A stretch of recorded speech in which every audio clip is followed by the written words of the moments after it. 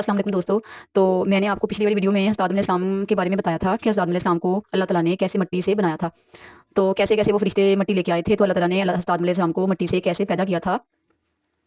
तो अब आगे मैं आपको बताती हूँ कि जब हज़रत आदम अलैहिस्सलाम को अल्लाह ताला ने बनाया, तो वही अज़ाज़ील, मतलब जो बाद में वो शैतान बन गया था ना अज़ाज़ील, वो अल्लाह ताला के इस फैसले से बिल्कुल खुश नहीं था। तो उसके दिल में तकब्बर की चिंगारी सुलगने लगी थी।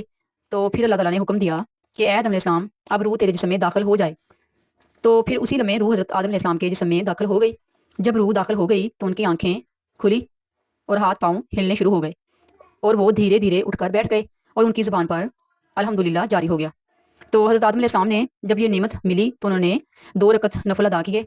जब उनकी नमाज मुकम्मल हो गई तो फिर हीरे और जवाहरात से भरा हुआ और सोने चांदी का एक तख्त लाया गया और अल्लाह ताला के हुक्म से हज़रत आदम अलैहिस्सलाम उस तख्त पे बैठ गए। तो फरिश्ते चारों तरफ एहतराम से झुके हुए थे। फिर अल्लाह ताला ने फरमाया कि ऐ मेरे फरिश्तों, हज़रत आदम अलैहिस्सलाम को इज़्ज़त दो और उन्हें सजदा करो। तो अल्लाह ताला का हुक्म मिलते ही करोड़ों फरिश्ते सजदा में गिर पड़े। हर तरफ नूर ही नूर हो गया।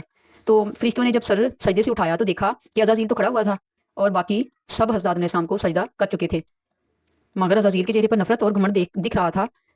तो तब अल्लाह ताला ने अज़ाज़ील की तरफ रुख करके फरमाया कि ऐ अज़ाज़ील, तूने मेरा हुक्म क्यों नहीं माना। तो अज़ाज़ील ने घमंड भरी लहजे में कहा कि इसे तो मिट्टी से पैदा किया गया और मुझे आग से। आग की फितरत तो ऊपर उड़ने की होती है, तो मिट्टी की नीचे गिरने की। तो अगर किसी को सजदा करना चाहिए तो हज़रत आदम अलैहिस्सलाम को मुझे करना चाहिए। तो उसकी बात सुनकर अल्लाह ताला ने फरमाया कि ए नाफरमान, तुमने मेरा हुक्म क्यों नहीं माना। बस इसी वक्त वो उस वक्त वो पहले तो फरिश्तों का सरदार था ना, फिर उस लानत के साथ वो शैतान बन गया और फिर इसे जन्नत से निकाला गया। तो वो रोने लग गया और कहने लगा कि ए अल्लाह, मैंने इतने अरसे तक तेरी इबादत की और फरिश्तों को सिखाया और तेरी खिदमत की।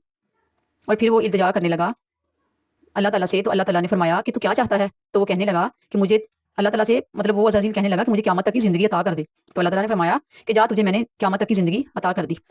फिर शैतान ने कहा कि मैं आज बनी आदम की वजह से इस जन्नत से निकाला गया हूँ, कि मैं बनी आदम की वजह से, मुझे अल्लाह ताला ने उसने अल्लाह ताला से बोला कि मुझे बनी आदम की वजह से जन्नत से निकाला है, तो मुझे अब इसकी इजाज़त दें कि मैं इनके जिस्म और रूह में दाखिल हो सकूँ, मुझे ये ताकत दे दें। और फिर अल्लाह ताला ने फरमाया कि जा, तुझे मैंने ये ताकत भी अता की कर दी।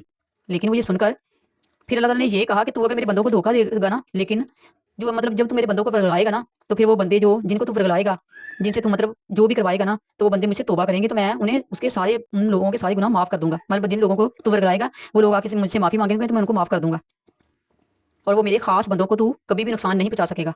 और फिर शैतान को जन्नत से निकाल दिया गया। फिर हज़रत आदम अलैहिस्सलाम का तख्त जन्नत में लाया गया कि वो जन्नत की नेमतों का लुत्फ़ उठा सकें।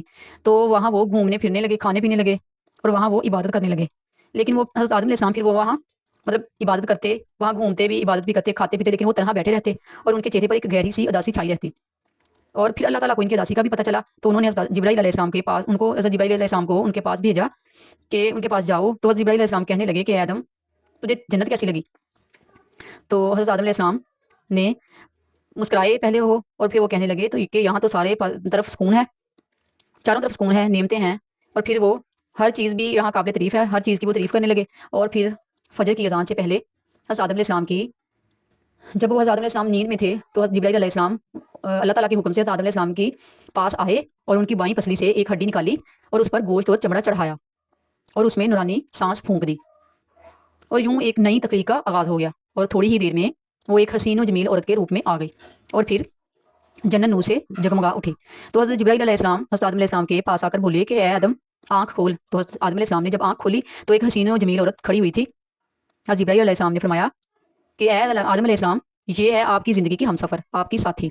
हज़रत आदम अलैहिस्सलाम पहले मुस्कुराए और फिर हज़रत आदम अलैहिस्सलाम का जो दिल का खालीपन था, वो बरसों से जो खालीपन था वो मिट गया और फिर उनके दिल में खुशी की एक लहर दौड़ गई।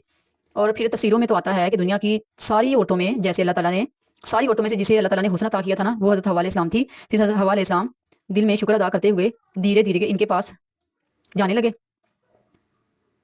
तो फरिश्तों ने इन्हें रोक दिया और फरमाया कि ए आदम अलैहिस्सलाम, निकाह किए बगैर आप इनके पास नहीं जा सकते। तो फिर उन्होंने फरमाया कि अल्लाह ताला कि आप दरबार में अपने निकाह के लिए दुआ करें। तो हज़रत आदम अलैहिस्सलाम ने फिर सर झुका लिया और हज़रत आदम अलैहिस्सलाम, हज़रत जिब्राईल अलैहिस्सलाम ने फरमाया कि अल्लाह ताला के दरबार में बीबी हव्वा अलैहिस्सलाम और अपने निकाह के लिए दुआ करो। तो हज़रत आदम अलैहिस्सलाम ने अपने लिए और हज़रत बीबी हव्वा अलैहिस्सलाम के निकाह के बारे में मतलब के लिए आपने हज़रत आदम अलैहिस्सलाम ने दुआ की। तो अल्लाह ताला ने उनकी फ़ौरन दुआ कबूल फरमाई और कहा कि ए आदम, मैं तुम्हारा और हज़रत हव्वा अलैहिस्सलाम का निकाह मुकम्मल कर चुका हूँ।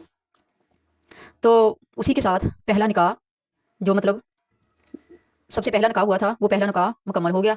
तो अल्लाह ताला ने हज़रत आदम अलैहिस्सलाम और हज़रत हव्वा अलैहिस्सलाम को सुकून के साथ جنت میں رہنے کی اجازت دے دی، اور پھر اللہ تعالیٰ نے ان سے فرمایا کہ اے آدم، جنت کی ساری نعمتیں تمہارے لیے ہیں اور حوا علیہ السلام کے لیے ہیں، اور اب تم جنت میں جو جہاں سے بھی چاہو تم کھاؤ پیو اور ان رحمتوں کا لطف اٹھاؤ۔ تو اب میں اسے آگے والی ویڈیو میں آپ کو بتاؤں گی کہ جس درخت کے پاس اللہ تعالیٰ نے حضرت آدم علیہ السلام کو جانے سے منع کیا تھا، اور پھر حضرت آدم علیہ السلام کو اور حضرت حوا علیہ السلام کو جنت سے اللہ تعالیٰ نے کیوں نکالا تھا، تو آپ میری ویڈیو کا انتظار کیجیے گا اور میری ویڈیو کو دیکھیے گا ضرور، ان شاء اللہ تعالیٰ آگے والی ویڈیو میں آپ کو سارا بتاؤں گی۔